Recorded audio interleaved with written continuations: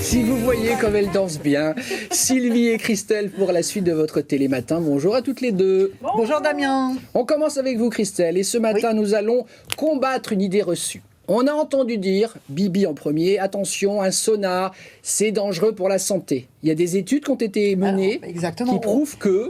On dit tout et son contraire Bien sur le sûr. sujet. Rappelons quand même que le sauna, c'est une pratique ancestrale dans certains pays, par exemple en Finlande, et que le gouvernement finlandais a fait une demande officielle quand même pour que la pratique du sauna soit inscrite sur les listes du patrimoine mondial de l'UNESCO. C'est vous dire l'importance économique, mais aussi politique du sauna dans ce pays. Il y a quand même 5,5 millions d'habitants.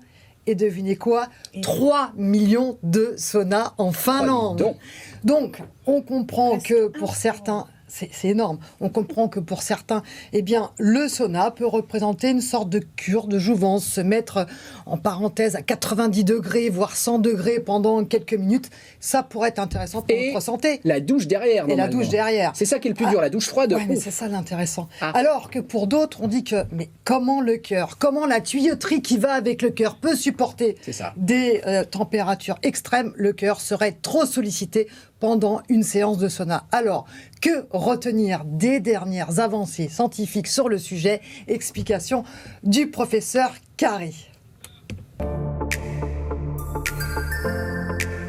Le sauna présente de nombreux bénéfices sur le plan cardiovasculaire qui ont été prouvés scientifiquement, surtout par des études finlandaises, dont la dernière date de 2018.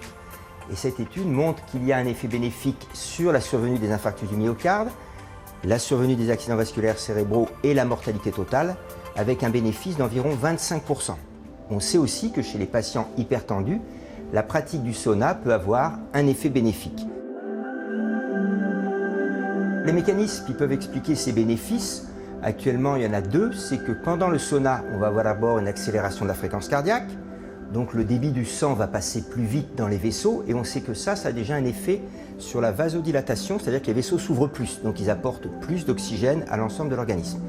Et puis comme on est soumis à la chaleur, qu'est-ce qui se passe ? Il y a beaucoup de sang qui passe sous la peau, et ça va aussi forcer les vaisseaux de la peau à s'ouvrir un petit peu plus. Et il ne faut pas oublier qu'il y a un troisième effet qui intervient, c'est qu'après le sauna, je dois prendre une douche froide. Et cette douche froide fait se refermer brutalement les vaisseaux, ce qui redonne à l'ensemble de nos vaisseaux la capacité de s'ouvrir et de se fermer.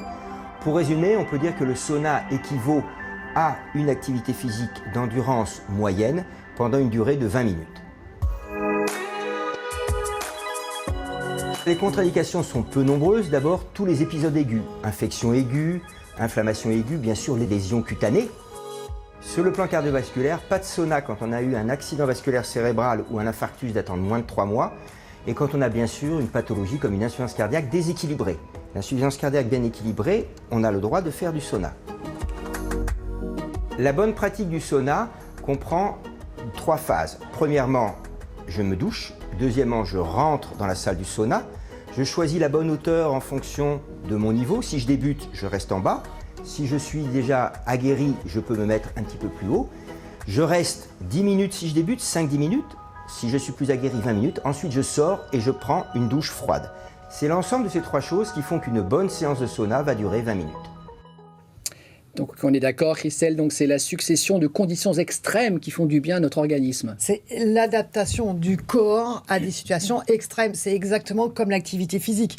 Lorsqu'on fait une activité physique, on adapte son corps à des situations particulières. Augmentation du rythme cardiaque, il y a des hormones qui rentrent en jeu, etc. Eh bien, pour le sauna, on vous met dans des conditions de chaleur extrêmes. Le corps doit s'adapter. Et après, on prend une douche froide, ce qui fait qu'on a une vasodilatation, vasoconstriction.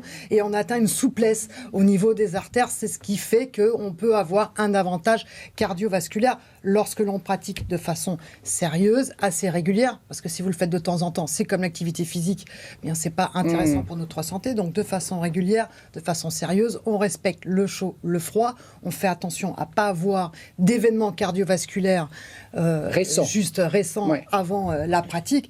Et puis rappelons quelque chose. Il faut boire, parce que vous pouvez perdre pendant une séance de sauna, devinez combien ? 1 litre d'eau. On Vous perd un perdez litre d'eau. 1 litre d'eau pendant une Ouais. séance de sauna si vous la faites de façon Ouais. précise. Alors donc, il faut boire de l'eau juste après, juste avant, en petite quantité. Merci pour toutes ces recommandations, Christelle.